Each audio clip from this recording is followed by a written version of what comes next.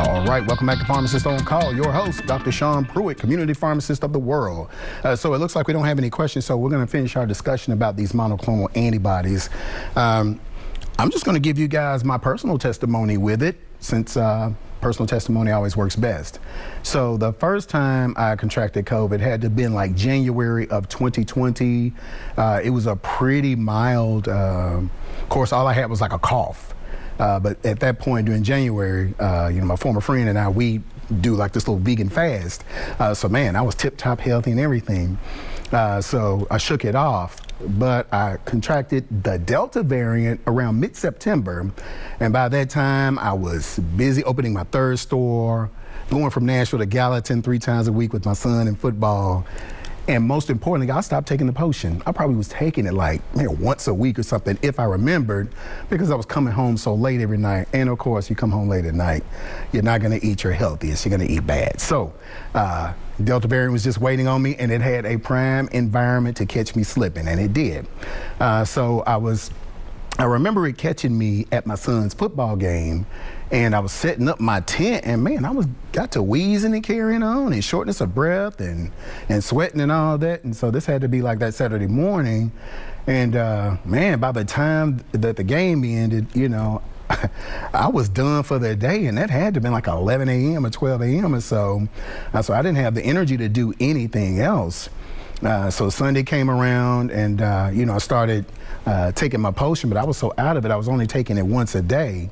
So I started feeling a tinge better, but my O2 sats, guys, it had really gone down to like, it was in the 80s. And so to walk from here to this 3 feet right here, I'd be totally gassed and out of breath and totally fatigued. So I went to the doctor probably that Monday. Big shout out to Skyline and Dr. Keenan out there. So went out to Skyline, felt a little better after dosing up with the potion. So, you know, they got me in, and by then the fever was gone, my blood pressure was normal, which was strange. But I had developed COVID pneumonia. So they put me on a Z-Pack and dexamethasone, which I will never, ever take again. Y'all, this stuff had me so ramped up, I could have built a house. I could barely sleep, I couldn't take a nap, I just had energy to do everything. So we'll have to find another way to open my lungs up. So I mentioned monoclonal antibody therapy to the discharging nurse, and I won't call his name out, but he kind of discouraged me from it and said it was the same thing as a vaccine. No, it is not. And those of you who are out there and your family members are suffering from COVID-19, and you take them to the hospital, if they discharge you, you take your butt to get some monoclonal antibodies. It's not really being talked about much because this stuff turned me around in maybe a day and a half, 2 days. So I got my infusion on Thursday. Big shout out to Vandy, Vanderbilt Medical Center. I went out there and got my monoclonal antibody infusion. They got me in the very next day. The nurses were great. The infusion took about 25, 30 minutes, and then they observed me to make sure that my O2 sats were going up, which is my oxygen saturation, making sure my lungs were getting enough oxygen, making sure my temp was down, making sure my blood pressure was stable, which, as I said, you know, by a few days before that, the potion had my blood pressure stable, and the fever was gone. After that, I went home, and the nurse told me I may feel a little worse before I feel better, and he was right, because I think I had an episode of malaise and vomiting and all that on Saturday, but Sunday about 3 or 4 a.m., my ears started ringing. I could feel the antibodies kicking in and killing COVID off. I mean, it was almost like I could feel it coursing through my veins and just knocking it out. So, man, I woke up about 5 or 6 in the morning, and I just could not sit still. We got up, and because we live in the Donaldson area, so I took my children out to the park to let them ride their bikes, and I walked all over that park.